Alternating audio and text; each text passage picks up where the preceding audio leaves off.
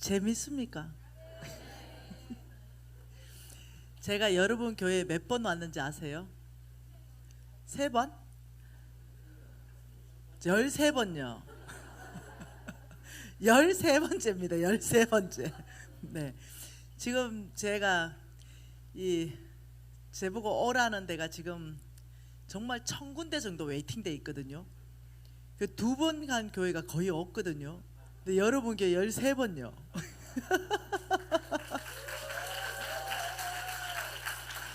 제가 김의경 목사님이 종이라니까요. 오라면 오고 가라면 가고요. 하라면 하고 말라면 말고요. 네. 제가 아마 김의경 목사님이 아니었다면 제가 아마 못 오지 않았겠나 싶습니다. 제가 그만큼 우리 김의경 목사님을 제 심장으로부터 존경합니다. 예, 그리고 정말 사랑하고, 네, 그렇습니다. 또 응원하고 또 지지하고, 예, 이렇습니다. 그래 또 이제 오시라 이러니까 이제 꼼짝없이 온 거죠. 네. 우리 담임 목사님이 교회를 2개를 하거든요. 우리 교회는 지금 개척했고 그 교회 오라는데 제가 목사님 내 시간이 어디 있습니까 이랬어요. 그러니까 잘한다. 그리고 한 일주일 전에 저는 제가 강의해야 될 주제를 알게 되었습니다. 네. 그래서 예, 역동적이고 너무 좋습니다. 여러분, 이 겸손이다. 이것은 모든 것을 돌파하는 데 있어 가지고 첫 번째 중요한 게 겸손입니다. 겸손은 내 위치를 지키는 거라 그랬어요. 자, 그럼 이걸 재정하고 한번 연결시켜 보면 어떨까 싶다는 거죠. 자, 제가 여러분에게 지금 이제 왕의 제정 2가 6월 4일 날 발간됐잖아요. 그러면서 저의 제자들이 한 20명의 제자들이 그게 간정을 실었잖아요. 그게 실하거든요, 다. 그 실명을 다 했어요. 언제든지 검증 가능하도록 했거든요. 그러니까 실질적으로 이 일은 일어나는 일이에요. 그런데 그대로 가르쳐 주는 사람은 일어나요. 근데 아무리 배워도 안 살면은 그냥 못 사는 거거든요. 재정학교에 수많은 사람이 졸업했는데 다 돌파하는 건 아니에요. 네, 살아내는 사람은 근데 반드시 돌파가 일어나요. 근데 그냥 배우고 안 살아내는 사람들은 그냥 옛날이나 지금이나 똑같아요. 오히려 더 못한 사람도 있고요. 근데 그냥 재정학교만 난 졸업했습니다, 이렇다고 나는 인정하지 않습니다. 그 재정학교 졸업했으면 삶은 결과가 있냐, 이게 중요하다는 거죠. 너의 삶에 어떤 결과를 가지고 있냐, 마찬가지예요. 제가 지금 여러분 교회 13번째 지금 왔잖아요. 그럼 이제는 이제 여러분 개인 안에서도 도전받고, 또 여러분 교회는 열린 교회입니다. 여러분 목사님은 이제 무조건 NCMN에 가서 교육받고 다시 와라, 이거 열어주시는 목사님이세요. 그래서 여러분 교회 교인들 중에도 많은 분이 재정학교에 수료한 분들이 계세요. 네, 이제 그런 분들 안에서는 이제 정말 저와 같은 사람 일어나면 참 좋겠어요. 네, 지금 이 앞에 여러분 이 멋진 형제 있지요? 제일 앞에 까만 옷 뒤로 한번 돌아보도록. 내 제자입니다. 내 제자. 네, 저 친구를 제가 이제 야심차게 키우고 있는 제자입니다. 네, 그래서 정말로 제2의 남자 김미진으로 하나님께 쓰임받게 하는 것, 예, 그 사업에 성공시키는 것, 물론 지금도 성공적으로 하고 있습니다. 예, 저 친구는 예, 정말로 하나님 나라에 헌신된 친구고, 사업하는 목적 자체가 하나님 나라를 세우기 위해서입니다. 교회도 벌써 저와 함께 10개나 지었습니다. 그래서 정말 살아가는 삶 자체를 목표를 십자가 중심으로 바꾼 사람이에요. 그러면서 예전에 사업하다가 빚이 한 20억 있었습니다. 그 20억 있을 때 저를 만났지요. 그리고 간사님, 이 빚을 어떻게 하면 좋겠습니까? 그래서 내가 이렇게 말했습니다. 배운 대로 살아내면 빚 갚는다, 이렇게 말했죠. 그리고 이 친구가 1년 만에 20억 빚을 다 갚습니다. 그리고 지금은 현재 빚이 제로입니다. 그리고는 간사님, 이제 빚이 제로니까 저는 더 작은 집으로 이사 가겠습니다. 그리고 이제는 저는 정말로 하나님 나라를 위해서 올인하겠습니다. 그래서 얼마나 지금 기대가 큰지 모르겠어요. 그래서 내가 오늘 좀 사업 좀 성공 더 많이 사업이 성공해서 우리 김효경 목사님 사업 자금 좀 대줘, 사역 자금 좀 대줘라 이랬어요. 그 박수 칠 일이 아니라니까. 여러분이 이렇게 하네 진짜 해 깨물고 죽어본다 이 소리 나와야 된다니까. 뭔 소리냐, 김학연 목사님 우리 담임 목사님인데 지금 유비전 교회에서 한단 말이냐, 말도 안 되는 소리 이렇게 나와야 된다. 이게 박수 칠 일이 아니고 그게 박수 칠 일이 아니되니까. 여러분이 자존심 팍 상해버려야 된다니까. 미진 장로님 뭔 말씀을 그리 합니까 이러면서 우리 교회에서 우리 목사님 사업 사역 자금 다 됩니다 일이 나와야 된다니까. 그래야 이게 정상적이거든요. 네, 그래서 저는 우리 담임 목사님하고 홍 목사님한테 얘기했습니다. 저는 이 유비전 교회에 소속되어 있고 그리고 홍성근 목사님의 단체에 소속되어 있기 때문에 우리 담임 목사님과 홍성근 목사님이 사역하는 사역 자금을 다 대겠습니다. 그것을 제 힘 닿는 대로 대겠습니다. 이제 이렇게 했죠. 그게 사실은요 바람직한 것입니다. 여러분 교회 안에 저와 같은 성부 일어나야 됩니다. 그래서 여러분 목사님이 사역하는데 조금도 부족함 없도록 이 재정이 여러분 교회 안에 부어질 줄 믿습니다. 그래서 먼저는 우리가 겸손한 이 재정에 겸손한 걸 유지해야 됩니다. 그럼 어떻게 해야 되는가? 여러분이 먼저는 정말로 허리띠를 졸라매야 돼요. 여러분의 수입과 여러분의 지출 구조를 정말로 이렇게 바꿔야 됩니다. 수입이 많은 구조로, 지출이 큰 구조가 아니라 수입이 많은 구조로. 여러분이 만일 500만 원을 번다면 지출을 550을 쓰면 안 된다는 거예요.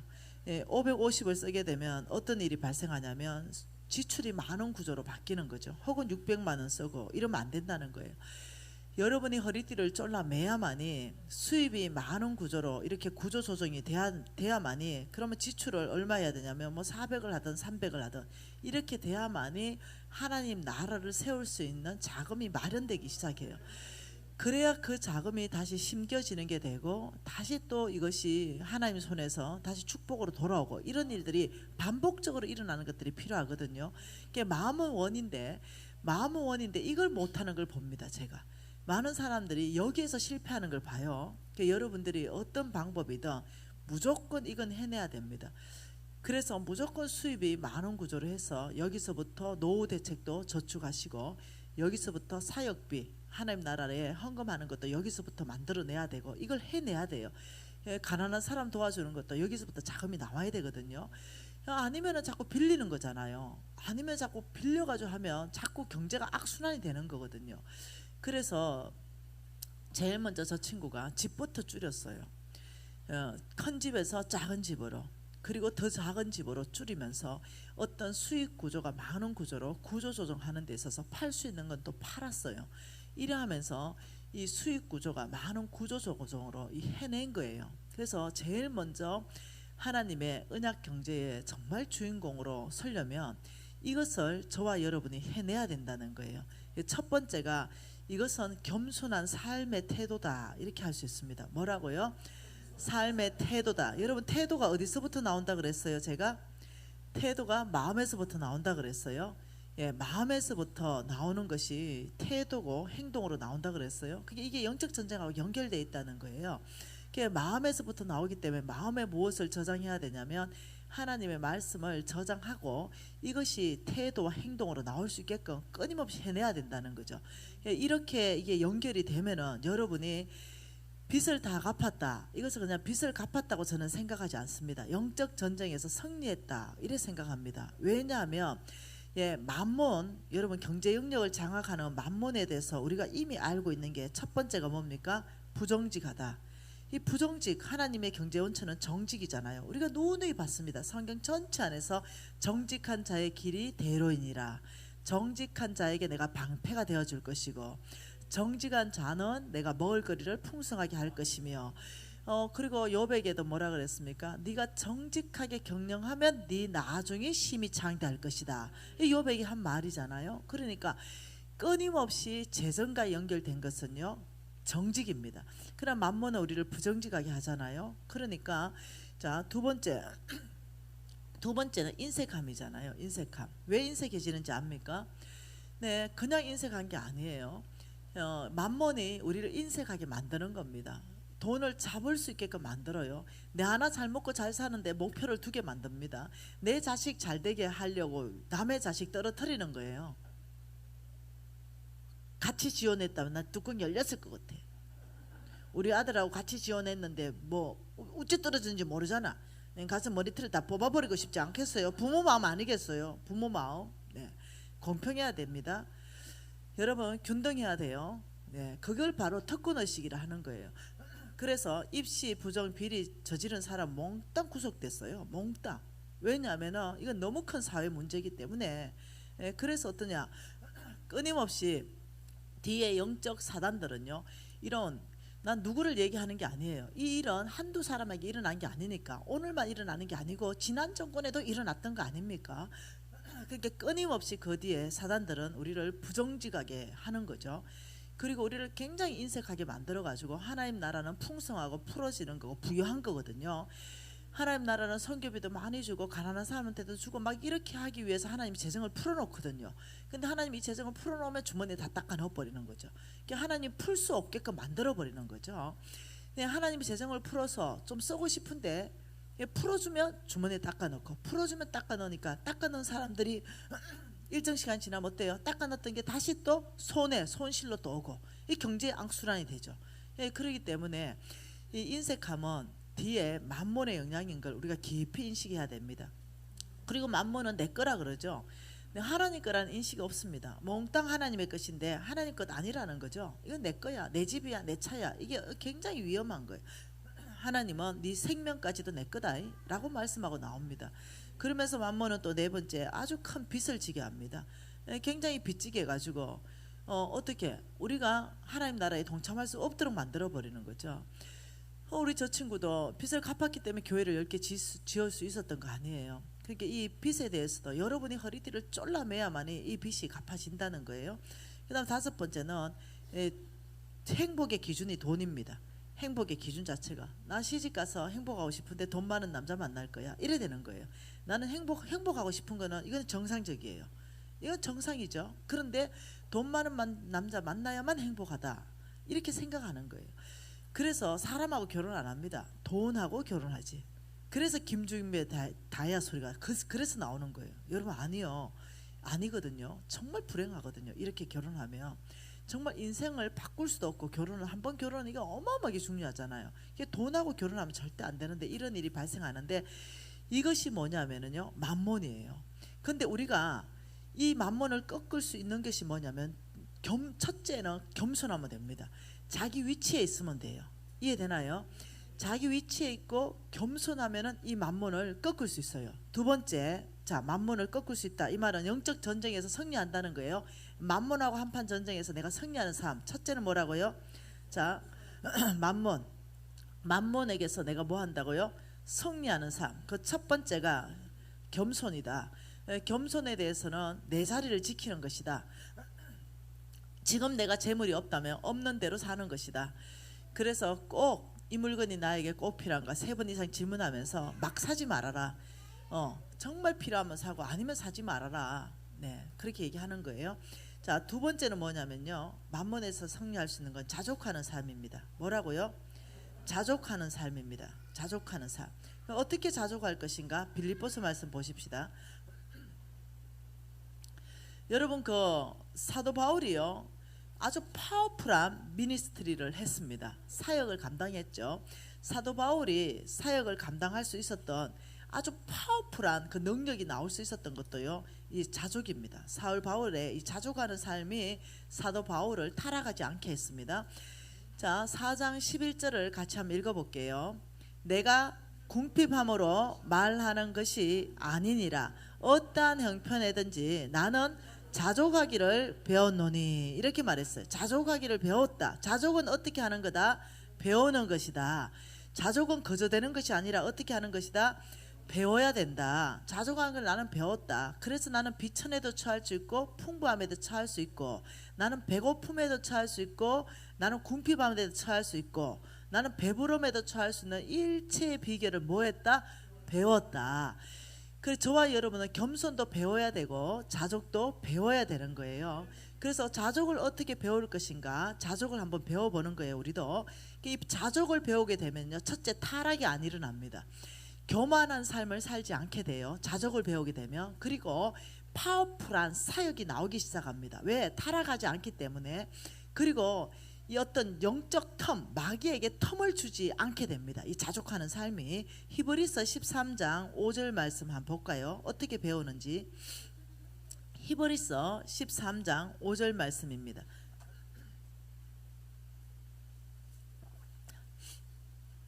자, 같이 한번 읽어볼까요? 돈을 사랑하지 말고 있는 바를 족한 줄 알라. 그가 친히 말씀하시기를 내가 결코 너희를 버리지 아니하고 너희를 떠나지 아니할 것이다. 그래서 지금 우리는 이 자족하는 삶을, 우리는 첫째 자족하는 삶은 그냥 되는 것이 아니라 이거는 배운다, 배워야 된다 말했어요. 그러면서 배우는데 어떻게 배우는가? 이 자족하는 삶은 첫째 돈을 사랑하지 말아야 된다.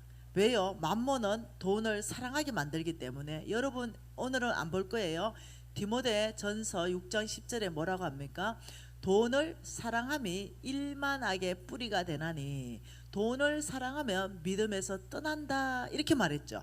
그래서 이 만몬의 전략 자체가 뭐냐면요, 만몬의 전략 자체가 돈을 사랑하게 만드는 겁니다. 그래서 어떠냐면 결과는 믿음에서 떠나는 결과를 만들기 위해서요. 그래서 이것을 이렇게 한번 표현해 볼까요?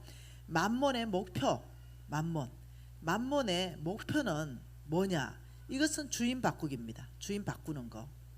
만몬의 목표, 하나님에게서 만몬으로 한 사람이 두 주인을 섬기지 못할 것이니 혹 이를 미워하고 저를 사랑하거나. 그러면서 뭐라 그랬어요? 하나님과 재물을 겸하여 섬기지 못한다. 그래서 만몬의 목표 자체가 주인 바꾸는 것입니다. 그래서 하나님 교회 나오는 거, 교회 못 나오게 하는 것은 만몬의 목표가 아니에요. 교회는 나온다 하더라도 주인은 하나님에게서 돈으로 바꾸는 것이, 그래서 만몬이 이 목표를 달성하기 위해서 어떤 전략을 가지고 있냐면 돈 사랑이라는 전략을 가지고 있어요. 성경 안에서부터 돈을 사랑하면 어떤 결과가 나타난다고 말했습니까? 믿음에서 떠난다, 이 결과가 나타나는 거죠. 그러니까 이게 맞아떨어지는 거죠. 만몬의 목표는 주인 바꾸기인데 이 주인을 바꾸면 어떤 전략을 써야 되는가? 끊임없이 우리에게 돈을 사랑하는 마음을 끊임없이 집어넣어 주면은 자동적으로 성경은 돈을 사랑하는 자는 믿음에서 떠난다라고 말하고 있어요. 이 결과, 여러분 성경은 진리거든요. 돈을 사랑하면서 믿음으로 안 떠날 수 절대 없어요. 그래서 하나님이 네 보물이 있는 곳이 네 마음에 있다, 이렇게 말하는 거예요. 그게 돈을 사랑하게 되면 자동적인 결과가 믿음에서 떠나기 때문에, 그래서 지금 자족하는 삶을 배우게 되면 만몬을 이길 수 있는, 승리하는 비결이 되는데, 첫째가 뭐냐면 히브리서 13장 6절 말씀, 5절 말씀에 돈을 사랑하지 마라, 이렇게 말했어요. 돈을 사랑하지 말고 두 번째 전략을 주셨어요. 하나님이 뭐라고 했어요? 있는 것을 족하게 여겨라. 있는 것, 있는 바를 뭐한다? 족하다. 있는 것을 족하게 여겨라. 그러면서 하나님이 이렇게 말했습니다. 너희들이 지금 있는 것을 족하게 여겨라. 이유는 내가, 하나님이 결코 너희를 버리지 않고 결코 너희를 떠나지 않을 것이다. 그러면 세 번째는 뭡니까? 안정감을 어디에 두라? 안정감을 돈에 준다, 하나님께 둔다. 하나님께 두라. 하나님께서는 신실하시고 거짓말하지 않으시는데 너희들 그 있는 걸 족하게 여겨라. 왜냐하면 내가 너를 버리지도 않고 떠나지도 않고 너를 보호하고 지켜주며 공급하는 하나님이시다, 이래 말하는 거죠. 그러면 우리가 있는 것을, 얼마만큼을 있는 것을 족하게 여겨야 되는가, 여기에 대해서 성경이 기준점을 제시하는데 디모데전서 6장의 기준점을 제시하고 있다는 거예요. 디모데전서 6장입니다. 이 기준점이 뭔가? 디모데전서 6장, 있는 것을 족하게 여기는 자족하는 기준점 6장 6절입니다. 기준점 두 개 한번 봐보죠. 6장 6절 같이 읽을까요? 자족하는 마음이 있으면 경건에 큰 이익이 되느니라.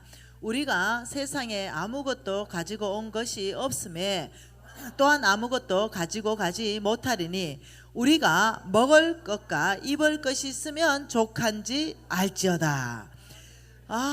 여기에 지금 기준점이 뭐라고요? 먹을 것 그리고 입을 것, 이게 지금 기준점으로 제시하면서 9절에 부하려고 하는 자는 시험과 올무와 여러 가지 어리석고 해로운 욕심에 빠져서 파멸과 멸망에 빠지게 된다, 이렇게 말해요.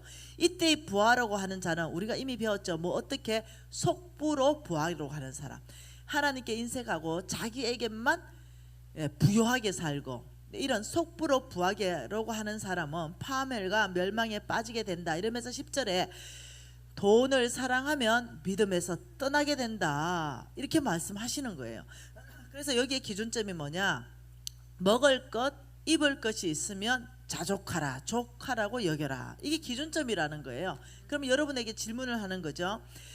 자, 자족하는 삶을 배우게 되면 겸손한 삶을 살 수 있게 되고, 자족하는 삶을 배우게 되면 하나님께 순복하는 삶을 살게 되는 거죠. 그러면 이제 하나님의 기준점은 먹을 것, 입을 것만 있으면 자족합니다. 이거는 충분합니다. 왜냐하면 하나님이 나를 결코 떠나지도 버리지도 않기 때문입니다. 자, 이 기준점에, 자, 오늘 이 진짜로요, 다이어트 한다고 말고 나는 진짜 우리 집에 쌀이 없어가지고 진짜 나는 굶었다, 쌀이 없어서 굶었다, 이런 사람 손 한번 들어보세요. 내 쌀 한 가마니 보내려고. 없어요? 그러면 자, 입을 것, 나는 진짜 오늘 여기 교회 입고 나올 게 없어서 옆집 아줌마 거 빌려 입고 왔다. 혹시 이런 분 계세요? 여러분, 이게 기준점이에요. 하나님의 기준점. 오늘 내가 밥 먹을 수 있고 오늘 내가 입을 수 있는 옷이 있으면 자족하라. 와, 이 기준점이 얼마나 여러분 우리를 평강하게 합니까? 이 기준점이 33평 아파트가 아니라는 거예요. 기준점이. 보통은 이렇게 말하죠. 사회에서는 대한민국의 평균 아파트의 평수는 대충 뭐 25평이다, 이런 기준점을 제시하잖아요. 이게 기준점이 아닌 거예요. 하나님의 기준점은 내가 오늘 먹을 게 있고 내가 오늘 입을 게 있으면 너는 족하다고 여겨라, 자족하라. 그래야 지금 6절에 뭐라 합니까? 경건의 큰 이익이다, 이렇게 말했어요. 자, 여러분 성경 전체 안에서 경건이라는 단어가 많이 나오시는 거 압니까? 경건이라는 단어 아세요? 여러분, 경건, 이 경건이라는 단어, 경건하라, 이런 거 많이 들어봤습니까? 성경에 경건하라. 자족하면은 무엇에 유익하다고요? 네, 자족하면 경건에 유익하다, 이렇게 말했어요. 그래서 너는 경건한 사람인가? 경건해야 된다, 이런 말 많이 들었죠. 저는 옛날에 오해를 했었습니다. 경건하다 이러면 저는 이제 큰 까만 성경책 딱 그냥 끼고 천천히 걷고 말은 너릿너릿하고 미소가 쫙 있고 옷은 이게 까만 옷을 입고 아니면 흰 양복 안에 흰 와이셔츠를 딱 받쳐 입고 이러면 경건한가, 이렇게 생각했어요. 이게 아니라는 거예요. 자족을 하게 되면 경건의 유익이라는데, 그러면 경건이 뭔지 저 디모데 전서 3장 16절을 보자는 거죠. 디모데 전서 3장 곧 바로 전에 16절 같이 읽어볼까요? 크도다 경건의 비밀이여 그렇지 않다 하느니 없도다. 그는 육신으로 나타난 바 되시고, 이렇게 말했어요. 자, 크도다 경건의 비밀이여, 이렇게 말했어요. 경건의 비밀은 엄청 큰 비밀이에요. 그러니까 이해되나요? 이 경건의 비밀은 엄청 큰 비밀인데, 뭐가 경건의 그 큰 비밀이냐? 그는 육체로 나타나신 바가 되었다, 이렇게 말했어요. 그러니까 경건의 큰 비밀, 이 경건은 큰 비밀인데 육체로 나타난 예수 그리스도가 경건이다, 이 말입니다. 경건의 큰 비밀은, 네, 다시 말하면 이겁니다. 내가 경건한 사람인가, 내가 경건하지 않는 사람인가, 이것은 옷 모양이 아니에요. 머리에 칼날을 노란색으로 먹여놓은 거, 이런 얘기가 아니에요. 경건하다, 안 경건하다, 이 말은 뭐냐면 육신으로 나타나신 예수가 경건의 큰 비밀이기 때문에 나를 통해서 이런 노래 들어봤어요. 당신의 모습 안에서 예수의 모습을 보내, 뭐 그리스도의 향기네, 이런 노래 많이 부르잖아요. 내 모습 안에서 예수의 모습이 발견되면 나는 경건한 사람이에요. 자, 다시 코도다 경건의 비밀은 뭐라고요? 그는 육신으로 나타난 바가 되셨다. 그게 경건의 큰 비밀이에요. 그 경건한 사람이다 이럴 때는 내 모습 안에서 예수 그리스도의 모습이 드러나는 사람이 경건한 사람이에요. 그 예수는 어떤 분인가요? 우리 예수님은 용서하기를 즐겨하시는 분이에요. 용서하라 7번씩 7번씩 7번이라도 그 우리 예수님은 용서하는 데 있어서 조건이 없다는 거죠. 용서하라는 거죠. 근데 나는 용서하는 것을 예를 들면 용서 못할 상황에도 내가 하나님 말씀에 순복하고 우리 예수님이 용서하라 하셨으니 내가 용서하겠습니다. 이걸 내 혼자 생각하는 거죠. 그리고 아버지, 내 감정은 용서할 수 없어요. 그러나 나의 주인 되신 예수의 명령은 뭐냐? 용서하라는 것이니 용서할 수 있는 힘을 주실 줄 믿습니다. 이러고 발을 하나 내딛는 거죠. 그러면서 뭐라냐면 용서합니다. 그럴 수도 있지요. 이러면 놀랍게도 마음이 확 넓어집니다. 그리고 어떠냐면 용서할 수 있는 힘이 그때부터 생기고 마음이 넓어지고 이런 일을 성령께서 도와주시는 거예요. 네. 여러분, 그런 견고한 진들을 파는 게 뭐라고요? 성령의 능력이라 그랬잖아요. 그렇기 때문에 예수님은 또 어떤 분이십니까? 온유하시고 화내기를 더디하시는 분이에요. 그러니까 불같이 화가 팍 나는데도 내가 살짝 한 발 늦게 한 번 더 묵상하고 이러면 내 안에 끊임없이 예수의 모습이 드러나는 거예요. 그럼 이 사람은 점점점 경건한 사람이 되는 거예요.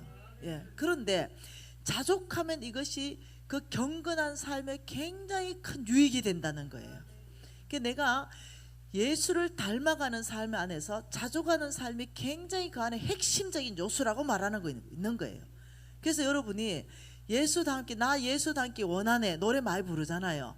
그렇다면 자족하라 이 말이에요. 그렇다면 그러면 그 자족하게 되면 내 안에 계속 예수의 모습이 드러나요. 사람들이 이렇게 말했다고 해요. 오늘요, 여러분 중에 내가 이뻐하는 자매 한 분이 있는데 카톡이 하나 왔어요. 뭐라고 왔냐면 우리 교인들이요 비진간사님을 보고요 더 젊어졌대요.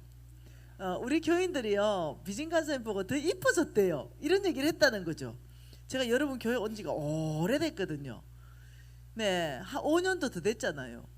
그런데 어떻게 이뻐졌겠어요? 근데 어떻게 젊어졌겠어요? 뭘 받겠어요? 내 안에 경건한 모습. 예수를 참 더 닮아가구나. 미진간사는 처음에 왔을 때 메시지보다 두 번째 메시지가 더 깊어지고 세 번째 메시지가 더 깊어지네. 이렇게 느끼셨다면 그만큼 제가 주님 앞에 머무르는 시간이 있었다는 거 아니겠어요? 그만큼 제가 또 삶으로 살아냈다는 증거 아니겠어요? 그러니까 여러분 내 외모가 보이는 게 아니에요.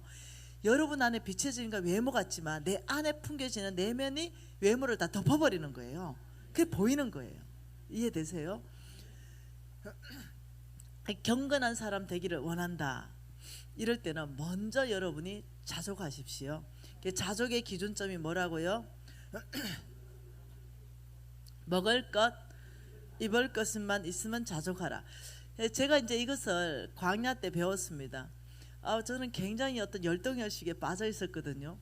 정말 비교의식에 빠져 있었어요. 왜냐하면은 제가 이 사업을 해서 성공시킨 제자들이 많았거든요. 근데 걔들은요 너무 잘 나가는 거예요. 내가 다 가르치고 내가 도와주고 내가 자금도 출자해져 가지고 했거든요. 근데 얘들은 너무 잘 나가고 막 벤처 타고 이러는데 저는 막 지하철 타고 이래야 되잖아요. 그러니까 끊임없는 어떤 내 안에 어떤 우울감, 이 우울한 상태. 그러니까 사단이 내가 약해진 틈을 노린다 그랬잖아요. 이 약해진 틈을 노려서 끊임없이 내 안에 비교의식을 일으키는 거죠. 너 뭐하니? 너 뭐냐? 제발아. 뭐 이런 식으로. 그냥 너무 우울해지는 거예요, 사람이. 그러다가 우울증에 푹 빠져버렸죠. 사단이 이걸 노리는 거죠. 그러다가 나의 스승 홍성근 목사님을 만났네요. 그러면서 제가 공부를 다 하게 됩니다. 영적 전쟁 공부도 하게 되었고, 중보기도 공부도 하게 되었고, 예배 공부도 하게 되었고, 특히 재정 공부를 세게 하게 됩니다. 그러면서 제가 어떻게 하면 돌파하는가를 제가 다 배우기 시작하고, 성경에서 말하는 그대로 제가 바꿔야 되겠다 결단하게 됩니다. 그래서 내 안정감 첫째, 내가 너를 결코 버리지도 내가 결코 너를 떠나지도 않겠다는 이 말씀을 일단 신뢰하기로 결정했어요. 이것을 신뢰하기로 결정하고 하나님 앞에 아버지, 제가 하나님이 누군지를 알아간 거죠. 그분은 실현하지 않으시고 그분은 신실하신 분이기 때문에 정말 나를 떠나지 않을 것이고 그분은 정말 나를 버리지 않을 것이라는 걸 신뢰해야 되는 거예요. 여러분, 이것이 바로 믿음인 거죠. 그래서 제가 하나님 말씀하신 걸 믿는 것이 믿음이잖아요. 그래서 제가 이 믿음대로 살기로 제가 결단합니다. 그렇게 하면서 그것을 끊임없이 신뢰하고 나에게 의심을 넣어줄 때마다 사탄인지 아는 거죠. 마귀인지 아는 거죠. 그러면서 내가 하나님께 순복합니다. 저는 그것을 신뢰하기로 결정했습니다. 그리고 마귀를 대적하는 거예요. 떠나가라. 이러면서 점점점 제가 머리가 맑아지고 떠났던 지혜가 돌아오고 분별력과 판단력이 생기기 시작하는 거예요. 그러면서 해낸 거예요. 그러면서 제가 내일 먹을 게 없었어요. 오늘 제가 먹을 게 있으면 제가 이렇게 말했어요. 하나님 감사합니다. 족합니다. 이렇게 얘기했어요. 제가 옷도 그 경매로 나가서 다 가져가 버렸어요. 사람들이. 그 옷도 진짜로 없었어요. 옷이. 그래서 옷을 얻어 입고 교회 바자회 가서 주워 입고 이랬습니다. 이러면서 제가 뭐라 했냐면, 근데 어째 입을 옷이 있었잖아요. 기준점이 그거였기 때문에 하나님이 주신 바로 그 기준점에 제가 순복합니다. 아버지, 제가 오늘 옷을 주워 입었던 얻어 입었던 오늘 제가 옷을 입게 되었습니다. 아버지 족합니다. 이걸 끊임없이 제가 자족하는 법은 그냥 된다 안 된다? 안 된다. 뭐 해야 된다? 배워야 된다. 이걸 배워야 되는 거죠. 그래서 이걸 배우기로 결정한 거예요. 끊임없이 내 삶 안에서 충분합니다. 내일 먹을 게 없으면 옛날에는 이렇게 했습니다. 내일 뭐 먹지? 내일은 어떻게 해야 되지? 끊임없이 미래에 대한 두려움과 걱정이 그냥 꽉 사로잡혀 있는 거죠. 그런데 제가 이제 이 하나님의 기준점을 알기 시작했어요. 그러면서 하나님께서 그 기준점만 준 게 아니라, 미신아 나를 신뢰하라. 내가 너를 절대로 버리지 않겠다. 미진아 나를 신뢰해라. 내가 절대로 너를 떠나지 않겠다. 이 말씀에 대해서 내가 아멘, 아버지 내일 먹을 것 주실 줄 믿습니다. 이제 이렇게 이제 계속적으로 바꾸고 배우는 거예요. 믿음으로 사는 걸 배우는 거죠. 그러면서 저는 막 바뀌기 시작했어요. 여러분 아세요?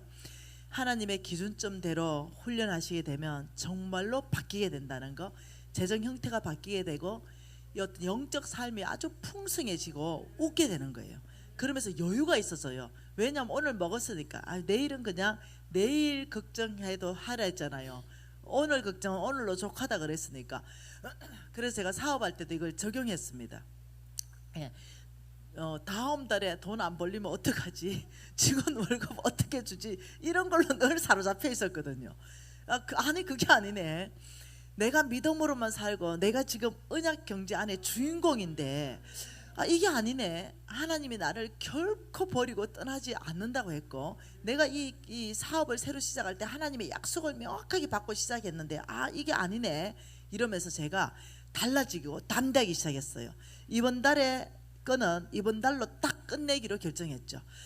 그리고 이번 달에 감사합니다. 다음 달에는 또 만나를 주실 줄 믿습니다. 이러면서 제가 했는데 그 이후로요, 정말로 제가 별로 못 먹거나 실패해도 있는 돈 까먹었지 뭐 이렇게 어렵거나 이런 적이 없었어요.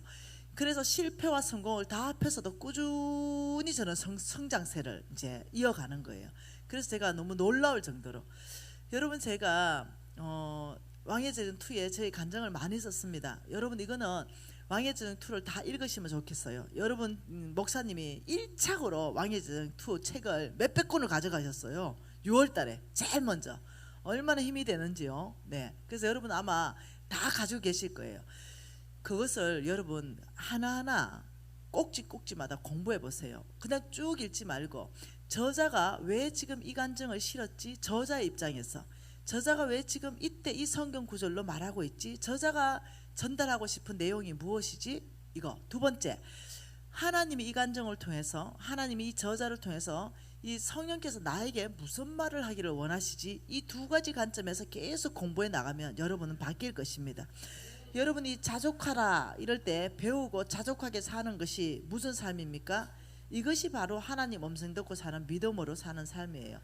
믿음으로 사는 건 뭐라고요? 하나님의 음성을 듣고 사는 삶, 하나님의 말씀을 따라서 사는 삶, 이게 바로 믿음으로 사는 삶이에요. 자, 하나님 음성 듣고 살고 하나님 말씀 따라 살았어요. 네. 그런데 예를 들어서 어느 시점에서 더 이상 하나님의 음성이 안 들릴 때, 실수했을 때, 실패했을 때 나는 어떻게 해야 되는가? 이 부분에 대해서 믿음으로 살기 위해서 하나님의 음성이 더 이상 안 들리고 이랬을 때 어떻게 하는가? 이 부분에 대해서 오늘 좀 보고 싶습니다. 자, 창세기 12장 말씀 보겠습니다. 여러분 다 아시는 말씀이에요. 창세기 12장 1절과 2절 3절은 언약 백성 아브라함으로 출발하고 있는 거죠. 하나님께서 아브라함에게 이렇게 말했습니다. 자, 여러분 처음 듣는 분 계시니까 읽겠습니다. 1, 2, 3절. 여호와께서 아브라함에게 이르시되 너는 너의 고향과 친척과 아버지의 집을 떠나 내가 내게 보여줄 땅으로 가라.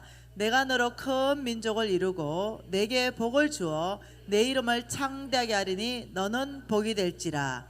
너를 축복하는 자는 내가 복을 내리고 너를 저주하는 자에게는 내가 저주하리니 땅의 모든 족속이 너로 말미암아 복을 얻을 것이라 하신지라. 이에 아브라함이 여호와의 말씀을 따라갔다. 이 말은 믿음으로 반응했다 이 말입니다. 말씀 따라 살았다 이 말이에요.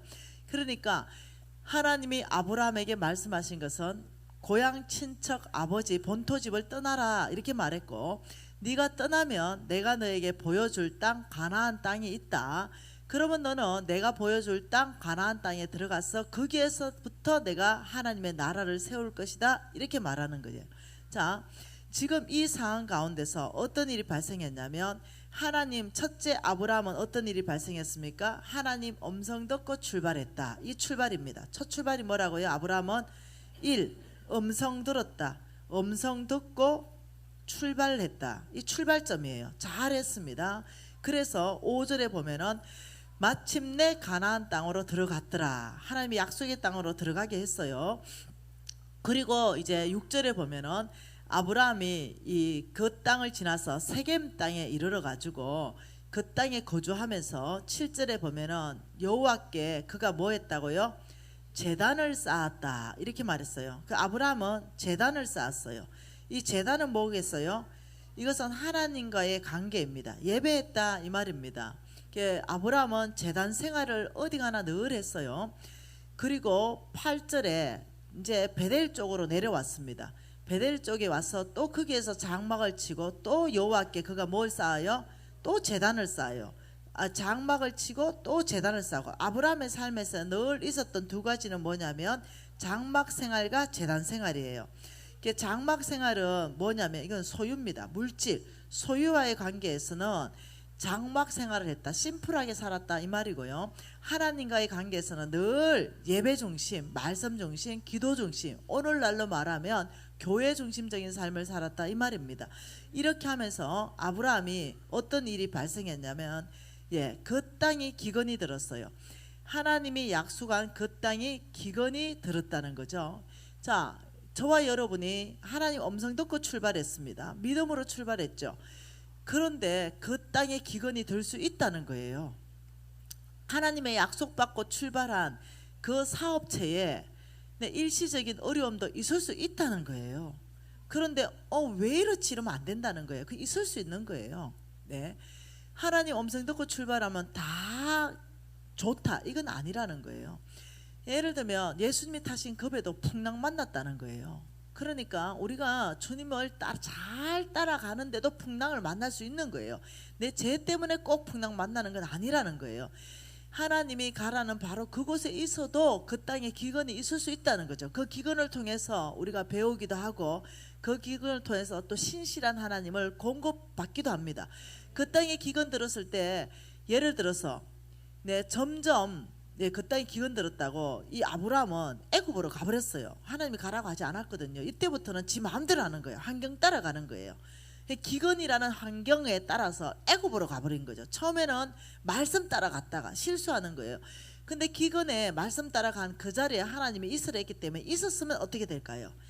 내가 너를 절대로 떠나지도 버리지 않는 하나님이 그 기근 안에서도 아브라함을 먹이셨을 거예요. 그러면 이 아브라함은 크게 하나님의 은혜에 감동하는 사건이 있었겠죠. 근데 아브라함은 두려운 거죠. 믿음에 실수하고 실패하는 그 사건이 생긴 거예요. 그래서 그 땅에 기근 들었기 때문에 애굽으로 가버려 가지고 거기에서 사건이 터지는 거예요.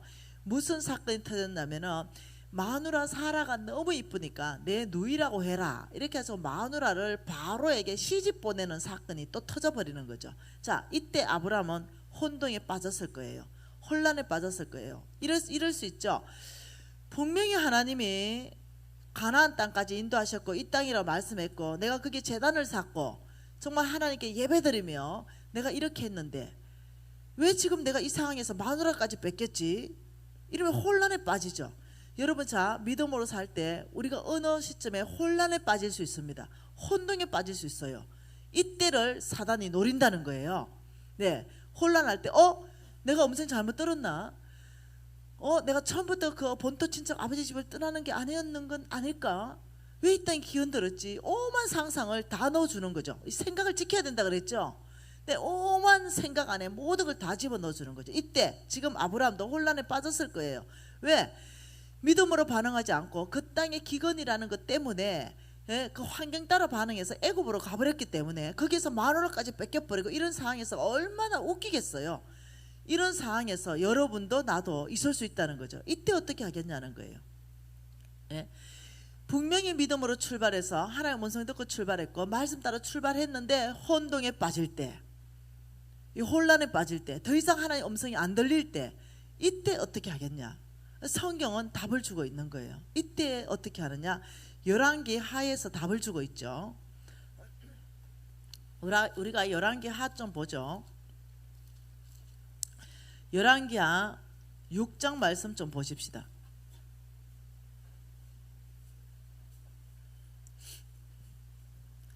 자, 열왕기하 6장 1절부터 우리가 7절까지 한번 읽어볼 건데요. 자, 1절부터 읽겠습니다. 선지자의 제자들이 다시요. 죄송합니다. 다시요. 선지자의 제자들이 엘리사에게 이르되 보소서 우리가 당신과 함께 거주하는 이곳이 우리에게는 좁으니 우리가 요단으로 가서 거기서 각각 한 제목을 가져다가 그곳에서 우리가 거주할 처소를 세우자. 자, 여기서 하나 더 배우고 갑시다. 우리 엘리사는요 선지자 학교를 운영했습니다. 자, 이 학교를 운영하는데 그 선지자 학생들이 많아가지고 그게 좁아졌어요. 자, 여러분 교회가 좁아질 수 있습니다. 그러면 교회를 크게 짓는 것이 주의 뜻 안에 있다는 걸 이해하셔야 돼요. 무슨 말 이해됩니까? 자, 하나님 사역하다가 그 어떤 사역지가 좀 좁을 때 여러분 왜 자꾸 큰 교회 짓습니까? 이렇게만 말해서 안 된다는 거예요. 거기서 사역지가 좁으면 지어야 된다는 거예요. 지금 여기에 선지자 학교가 좁아져 가지고 지금 우리가 이제는 더 크게 우리가 거주할 처소를 더 넓게 지으십시다 이렇게 지금 얘기해서 된 거예요. 그래서 지금 뭐라고 말했냐, 그렇게 세우고 싶습니다 하니까 엘리사가 뭐라 합니까? 그래 가라 라고 허락했어요. 이게 마땅하다는 거예요, 하나님 나라 안에. 그러면서 3절 같이 읽을게요. 그 하나가 이르되 청하건대 당신도 종들과 함께 하소서 하니 엘리사가 이르되 내가 가리라 하고 같이 갔어요. 우리끼리 나무하러 못 가겠습니다. 그러니까 나무하러 가서 선지자 학교를 크게 더 확장해야 되는데 엘리사 당신도 우리하고 같이 가십시다 이러니까 엘리사가 알았다 같이 가자 이래서 같이 갔습니다. 드디어 나무하는 자리에 도착했죠. 4절에 드디어 그들과 함께 가니라. 무리가 요단에 이르러 나무를 베더니 이제 확장하기 위해서 일이 시작됐어요. 그리고 5절에 같이 읽을까요? 한 사람이 나무를 벨 때에 새도끼가 물에 떨어진지라. 이에 외쳐 이르되 내 주여 이는 빌려온 것이니다 하니. 자, 한 사람이 이제 나무를 베는 거죠. 도끼를 베는 거예요. 자, 도끼라는 건 뭐냐면 연장입니다. 하나님의 사역을 감당하기 위한 연장이었어요. 큰 선지자 학교를 세워야 되는 그 연장이었어요. 근데 이게 물에 빠져버렸어요. 도끼가 빠져버렸죠. 나무에 여러분 도끼 어찌 생긴지 알죠? 나무에 그 도끼 머리가 쇠뭉치가 이렇게 달려 있잖아요. 그런데 이걸 힘대로 딱 때렸는데 이 도끼 머리가 푹 빠져가지고 어디에 들어가 버렸냐? 물에 그냥 풍덩 빠져버렸어요. 그러니 하나님의 사역을 감당해야 되는데 연장이 없는 거예요. 그러니 이 사람이 어떡하지 내 주여, 이 도끼가 물에 빠져버렸는데 이거 빌려온 거예요. 이거 갖다 줘야 돼요. 이거 어떡하죠? 이렇게 얘기했다는 거예요. 그러니까 엘리사가 이렇게 말합니다. 6절에 하나님의 사람이 이르되 어디 빠졌느냐 하매 그곳을 보이는지라. 엘리사가 나뭇가지를 베어 물에 던지니 새 도끼가 떠오르게 하고 이르되 너는 그것을 집으라 하니 그 사람이 손을 내밀어 그것을 집으니라. 자, 도끼가 빠졌어요. 그러니까 엘리야가 이렇게 말했습니다. 엘리사가 그 도끼 그 빠진 자리가 어디고 그게 큰 못이었지 않겠어요? 그 네 도끼 빠뜨린 그 자리가 어디냐 이러니까 따라와 보세요 하고 둘이 갔어요. 그리고 엘리사 스승님이요 요 자리입니다. 여기 빠졌어요. 그러니까 그 자리에서 빠졌어? 알았어 하고 나뭇가지를 던지니까 빠진 자리에서 도끼가 떠올려와서 지속적으로 하나님의 사역을 감당할 수 있게 되는 거예요. 이것을 보고 뭐라 그러냐면 도끼머리가 빠졌다, 연장을 잃어버렸다 이 말이에요. 도끼머리가 빠졌다. 자, 도끼머리를 찾는데 어디로 갔다고 했다고요? 빠진 그 자리로 갔다 이렇게 했어요. 빠진 그 자리로. 자, 그러면 다시 창세기로 한번 와봅니다. 이게 왜 하나님 음성 듣는데 중요하냐? 자, 지금 이 사람은 하나님의 일을 하기 위해서 연장을 잃어버렸고 그 연장을 찾기 위해서 어느 자리로 갔다고요? 빠진 바로 그 자리로 가서 그 연장을 다시 잡았어요. 자, 하나님의 음성을 듣다가 지금 아브라함은 창세기 12장에서 굉장히 혼란에 빠졌어요. 혼동에 빠졌죠. 왜냐하면 환경 따라갔기 때문입니다. 도끼머리 빠진 상황하고 똑같은 거예요. 지금 굉장히 혼란한 상황에서 어떻게 하면 하나님의 음성도 안 들리는 거죠. 왜? 환경 따라 반응했기 때문에. 이제 마누라 다 떠나보냈죠. 이 자기 홀로 남았죠. 이럴 때 이 아브라함은 어떻게 해야 되는가? 이럴 때 13장이 답을 주고 있어요. 13장에 3절과 4절 말씀 같이 읽어볼까요? 그가 네게부에서부터 길을 떠나 베델에 이르러 베델과 아이 사이 곧 언제 장막 쳤어요? 전에 장막 쳤던 바로 그곳에 이르러서 그가 언제 제단을 쌓았던 곳요? 처음에 제단 쌓은 곳에 거기서 여호와의 이름을 불렀더라. 그러니까 혼란이 왔을 때, 혼동이 왔을 때, 도끼머리가 빠져버렸을 때 어디로 가야 돼요? 처음 제단 쌓은 바로 그곳이 하나님 음성을 들었던 바로 그곳이에요. 그곳에 가서 제단을 다시 쌓고 여호와의 이름을 불렀다. 자, 이것을 제가 다른 버전으로 한번 얘기해 볼게요. 우리가 하나님의 음성 듣고 따라가다가 혼란에 빠졌을 때, 혼동에 빠졌을 때, 하나님의 음성이 더 이상 안 들릴 때, 여러분 다 읽어보신 책, 한 번은 읽어보신 책, 전도자 데이빗 윌커슨, 이 책 알죠? 이 데이빗 윌커슨이라는 이 목사님이 TV를 보다가 하나님의 음성을 들었죠. TV보다 하나님의 음성 들을 수 있습니다. 환경에서 들을 수 있죠. 우리는 이 꽃을 보면서 하나님의 음성을 들을 수 있죠. 네. 저는 어느 날 꽃을 보는데 하나님이 저한테 그렇게 말씀하시는 것 같았어요. 너는 이 꽃처럼 아름다운 향기를 바라는 나의 딸이다, 이렇게 말씀하시는 것 같았어요. 그 내가 위로받은 적이 있었다니까요. 하나님은 온 환경 안에서 저와 여러분에게 말씀하실 수 있다는 거예요. 그러면서 이 데이빗 윌커슨이 TV를 봅니다.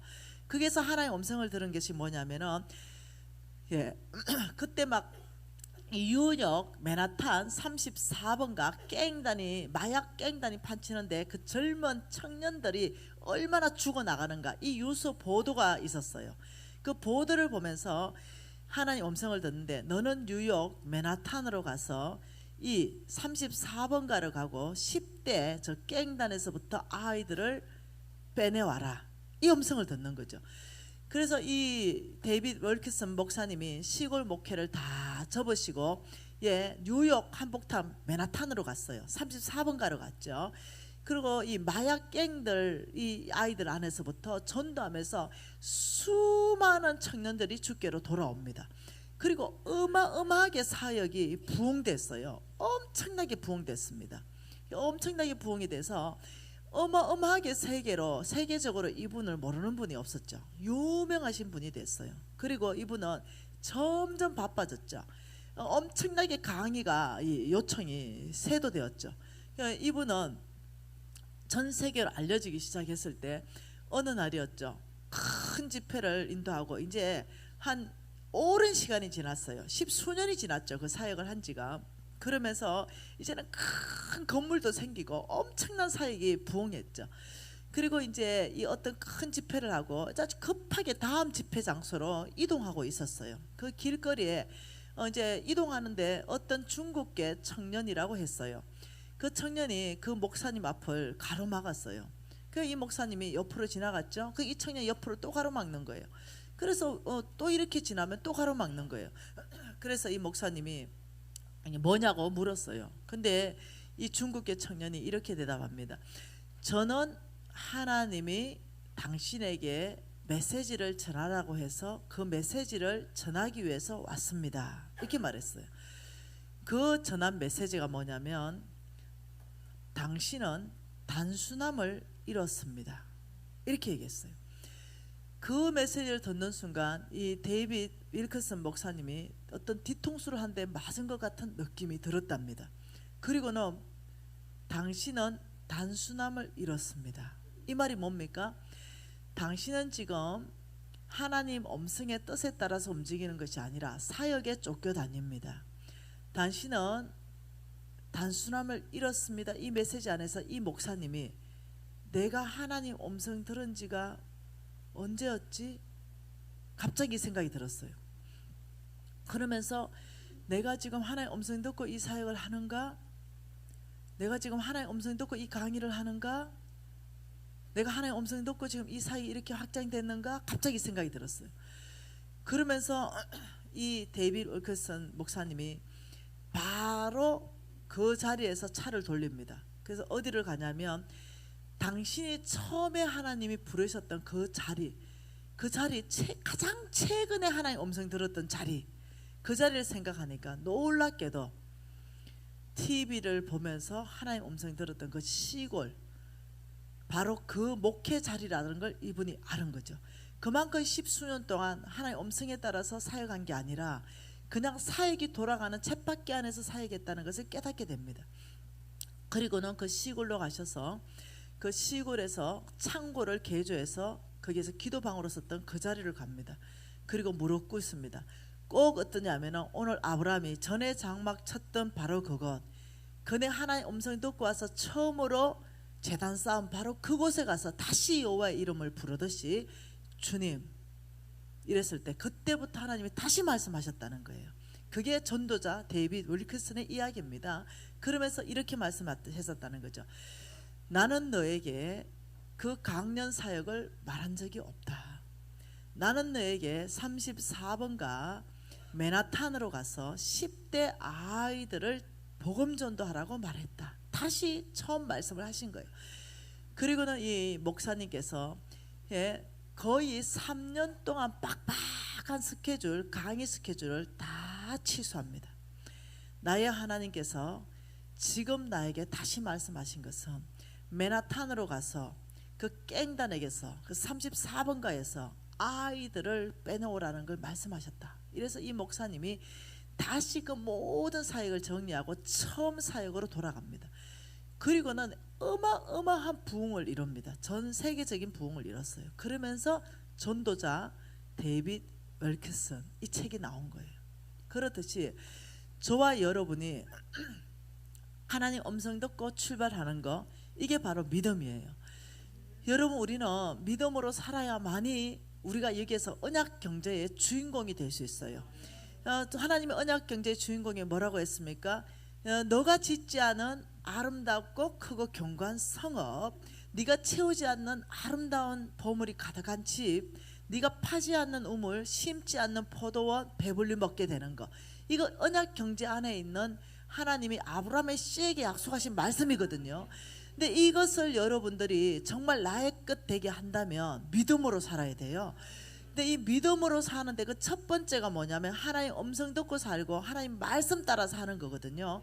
근데 이 하나님 음성 듣고 분명히 출발했고 하나님 말씀 따라서 분명히 출발한 이 아브라함마저도 그 중간에 환경 때문에 실수하고 실패했을 때, 하나님 이 사역을 위해서 도끼로 나무를 벨 때 그 도끼머리가 빠져버렸을 때 그 도끼머리를 다시 찾아야만이 다시 하나님의 사역을 감당할 수 있는데 어디로 갔느냐? 너 처음에 도끼머리 빠진 바로 그곳이 어디냐? 아브라함, 너 하나님 음성 들은 바로 그 처음 그곳이 어디냐? 여러분, 우리가 헤매게 될 때, 나는 혼란스러워, 이 환경 안에 돌파가 일어나지 않을 때, 가장 최근에 하나님과의 교제한 바로 그곳, 가장 최근에 하나님 음성을 들었던 바로 그곳에 가서 무릎 꿇으시고 아버지라고 부를 때 다시 그곳에서부터 하나님 만나기 시작하고, 다시 하나님으로부터 비전 받기 시작하고, 다시 하나님부터 갈 방향을 얻게 된다는 거예요. 그래서 우리가 정말 이 언약 경제의 주인공으로 정말 하나님 나라를 확장하는데 쓰임받기 위해서는 이 도끼머리를 빠진 상태에서, 사람들이 도끼머리가 없어요. 그런데 이 아무 힘이 없고 영향이 없는 이 나무 짝대기 같은 그 자루만 들고 하나님 사역을 감당하고 있다는 거죠. 도끼머리는 빠져버리고 없는데 말이죠. 그런데 바로 이때 우리는 하나님 음성 듣고 다시 가야 되는 거예요. 여러분, 혼란할 게 아무것도 없는 거죠. 혼동스러운 게 아무것도 없어요. 내가 어디에 도끼머리를 빠졌지 오늘부터 한번 생각해 보세요. 어디서부터 내가 방향을 잃어버렸는가? 그때 하나님 뭐라 했냐? 너는 내게 부르짖어라. 내가 너에게 크고 은밀한 비밀을 보일 것이다. 하나님 앞에 나가는 거예요. 나가서 아버지, 솔직하게 말하세요. 혼란하고 혼돈 가운데 있습니다. 아버지, 제가 하나님 음성 여기서 이 장소에서 그 장소로 가십시오. 그것이 기도원이면 기도원으로 가세요. 그것이 여러분 어떤 이 교회면 철야 예배 때 들었다면 철야 예배를 더 여러분이 나오십시오. 그 하나님 음성 들었던 데가 새벽 제단이면 새벽 제단을 회복하십시오. 그 하나님 음성 들었던 바로 그곳, 그 장소, 거기에서부터 아버지, 제가 마지막으로 하나님 음성 들은 바로 이곳이 새벽 제단입니다. 아버지, 마지막으로 하나님 음성 들은 이곳이 바로 철야 예배입니다. 아버지, 마지막으로 하나님 음성 들은 바로 이곳에 제가 왔습니다. 아버지, 다시 말씀하십시오. 제가 다시 셋업하겠습니다. 그리고 도끼멀리로 떠오를 때 다시 연장을 만들어서 그 일을 다시 시작하게 하는 것. 여러분, 이때 하나님이 뭘 하신지 아십니까? 아브라함에게 다시 나타났어요. 아브라함이 나타나서 하나님이 말씀하셨어요. 뭐라고 말씀하십니까? 창세기 13장 14절이죠. 뭐라고 말씀했어요? 같이 읽을까요? 롯이 아브라함을 떠난 후에 여호와께서 아브라함에게 이르시되 너는 눈을 들어 너 있는 곳에서 북쪽과 남쪽과 동쪽과 서쪽을 바라보라. 보이는 땅을 내가 너와 너의 자손에게 주리라. 영원히 이르리라. 내가 내 자손이 땅의 티끌같이 하리니 사람이 땅의 티끌을 능히 셀 수 있을진데 내 자손도 세리라. 너는 일어나 그 땅을 종과 행어로 두루다녀 보라. 내가 그것을 내게 주리라. 이에 아브라함이 장막으로 옮겨 헤브론에 있는 마므리 상수리 숲으로 이르러 거주하며 여호와를 위하여 제단을 쌓았더라. 하나님이 비전을 다시 주셨어요. 처음에 제단 쌓은 그곳에 다시 갔을 때 하나님께서 말씀하셨죠. 그리고 뭐라고 말했습니까? 아브라함이 처음에 창세기 13장에 나왔을 때 제단은 이거는 언약의 제단입니다. 하나님의 약속을 받고 온 제단이죠. 두 번째, 방황하다가 다시 처음에 가서 그곳에 제단을 쌓았을 때는 회개의 제단입니다. 다시 돌아온 제단이었어요. 다시 세 번째, 하나님 위해서 제단을 쌓았을 때는 비전의 제단이에요. 하나님 뭐라 했습니까? 너 있는 곳에서부터 동서남북을 바라봐라. 바라보는 만큼 내가 너에게 다 줄 것이다. 다시 한번 실수했지만 실패했지만 다시 처음 도끼머리 빠진 바로 그곳에 다시 와서 여호와의 이름을 부를 때 동서남북을 바라봐라. 내가 보이는 만큼 줄 것이며 네가 종과 행으로 다녀봐라. 내가 그 다니는 밟는 곳을 다 줄 것이다. 하나님께서 다시금 아브라함에게 나타나서 말씀하시고 다시금 비전을 다시금 주시고 아브라함을 위로하시며, 여러분 이해하셔야 돼요. 방황하지 마십시오.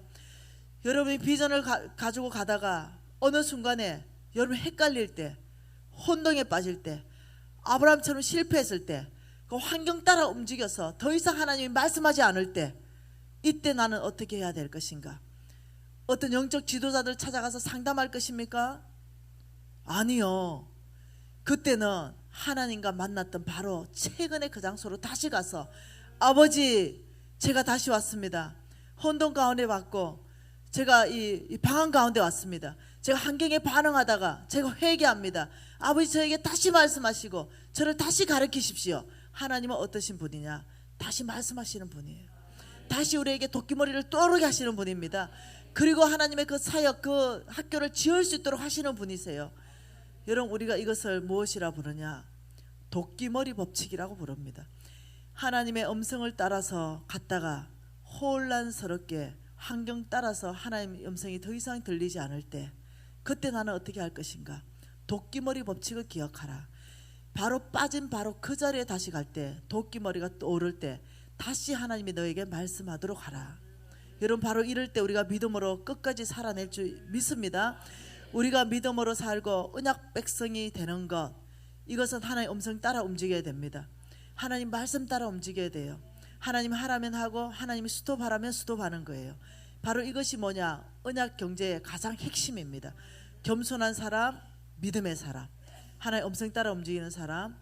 여러분 우리가 오늘 다시 한번 생각해 보십시다.